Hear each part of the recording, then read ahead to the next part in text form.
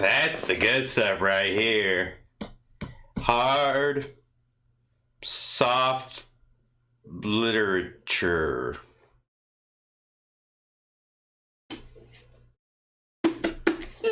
Yeah. I mean, sort of, kind of. I tell you what, I'll check it out. You know, I'm not normally one to destroy books, but so I'm just kind of big for it. Going into the second one, it is called Wild Magic. Very similar page length, 500 just over. So yeah, a little bit longer than the first one. I'm gonna see if it was 2003 that it was published. Yep, 2003. And I will show this picture. It's supposed... Ooh, that's very yellow. I'll see maybe if I can find a better picture of this so it doesn't show up so yellow, but that's supposed to show what the world looks like. I guess I will mention, having just shown that picture, that in some ways this is basically just the planet Earth, and how to put it, because again, with my stereotyping of these two main people groups, the Aryans and the Istrians, I felt like they were basically Nords and Muslims or Arabic people. And I guess the nomads could be more or less akin to like gypsies or perhaps Native Americans. Excuse me. It just seemed that, I don't know if this is quite an allegory or what she was trying to wind up saying about humanity and various cultures and needless conflict and wars. It just seemed like perhaps she was using this other world to say things that she wouldn't otherwise dare to say using those actual people groups in our present day, in our world, if that makes sense. It's like using a metaphor, she can more safely make these points and arguments that she wouldn't dare make about people in our world. In this book, I think my interest waned a little bit.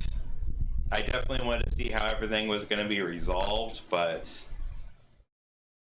I don't know. I found myself not liking the characters quite as much, because the way that the story develops, instead of how to put it, throughout the trilogy, it seemed basically at first that, here's the best way to put it, at the very beginning things are at their most optimistic and their most ideal.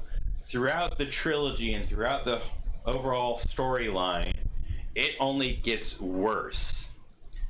Events are predominantly negative.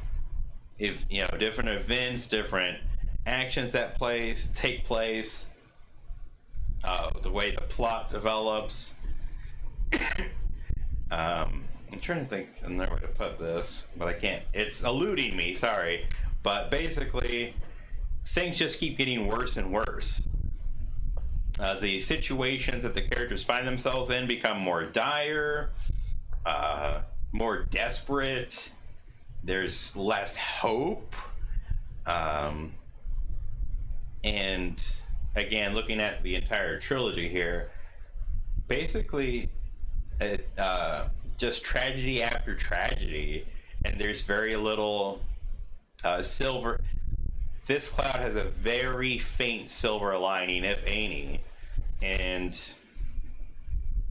excuse me, I would say that for my personal preference, I mean, I've already mentioned this before, I prefer things to be a little bit more perhaps sappy or hopeful, but it's not even necessarily that. But I think that another way to put it is, when you're reading a story, you need both peaks and valleys. You need both good events and bad events. The audience needs a little bit of time to breathe, to have a sigh of relief, and it's like, okay, there's some positivity, there's something good taking place. And that's not to say that it's always doom and gloom, but it's very off balanced, it's very skewed, and the negatives far outweigh the positives. And so when the heroes and the protagonists, when the main characters have those moments of relief, they're basically, they've escaped, they've gotten away for a brief period of time, but it's only going to get worse for them, out of the frying pan and into the fire, basically. So that brief moment when they've hopped out and they're in the air, and it's like, oh, thank goodness, whew, that's a relief.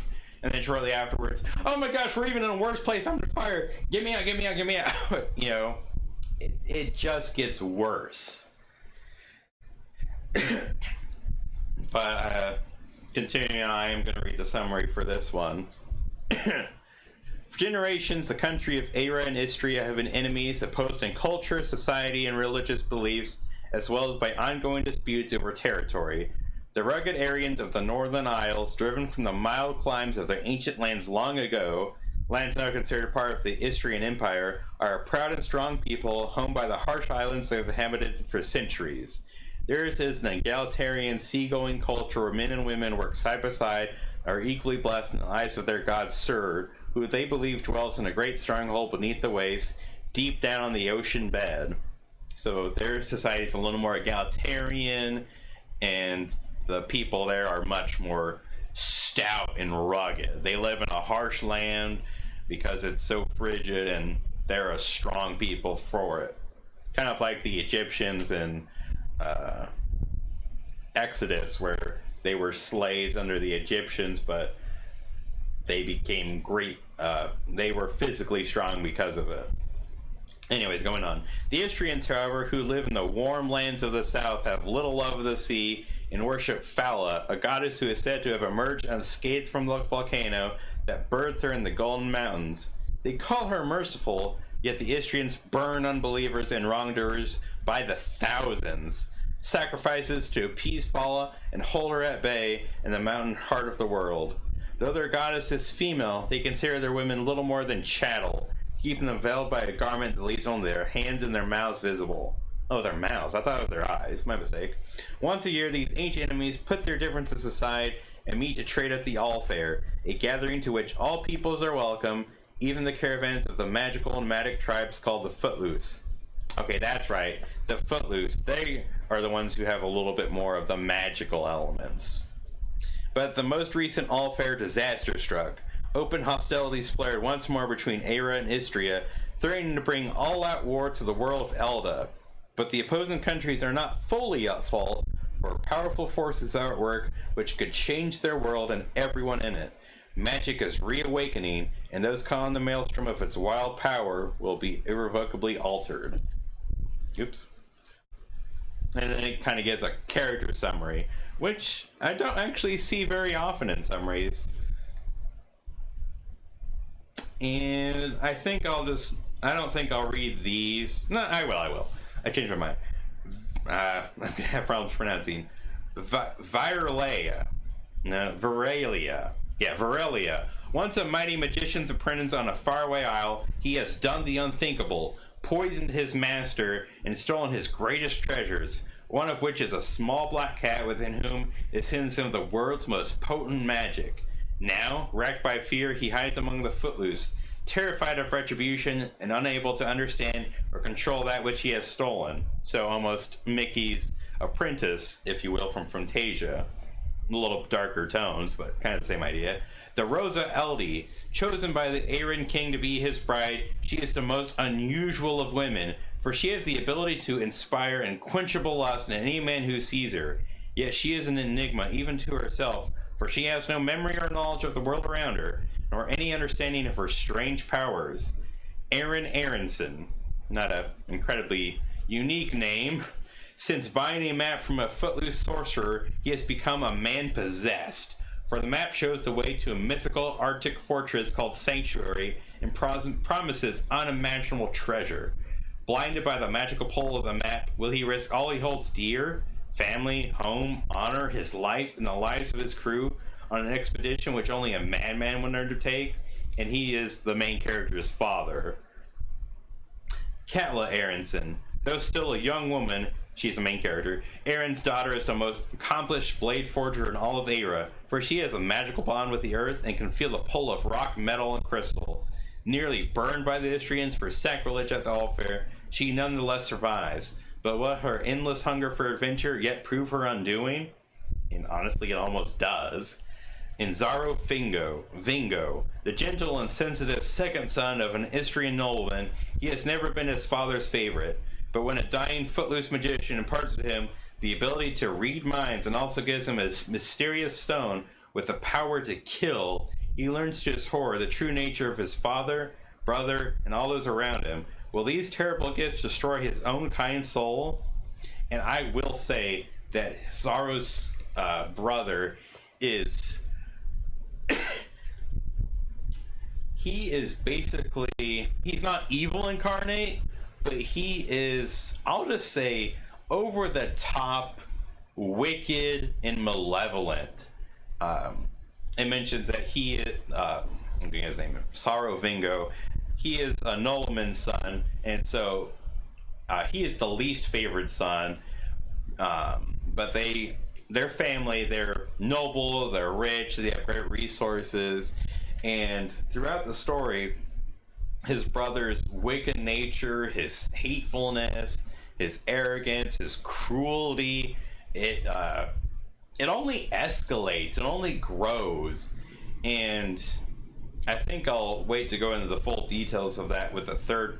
I guess I'll mention it here. But basically, in the third book, it culminates with him gaining a position of power, and basically what he does with it is that in his crippled form, because he undergoes a horrific incident where he loses his athletic prowess. I forget the exact event that took place, but he basically is crippled, and in this position of power, he basically does a reverse Robin Hood. He steals from the poor to make himself fat. You know, he eats. He becomes a glutton. And it is just, it's disgusting and vile. And truthfully, again, throughout this discussion, I've been having spoilers, but it's pretty gratifying when he dies, and it's sort of underdeveloped, or it's, from what I remember, it wasn't as rich of a revenge as I would have hoped for, but it's nonetheless very satisfying when he gets it. And contrasting that with the Hobbit trilogy, that one slimy, wormy character who like dressed up as a woman and ran away, I was so ticked off when he didn't get any retribution in that movie. I was flummoxed. I thought that was the clear direction they were going, where he would get his comeuppance, but nope, he just runs away and gets away, and he's perfectly fine. Or at least you never see anything to show otherwise.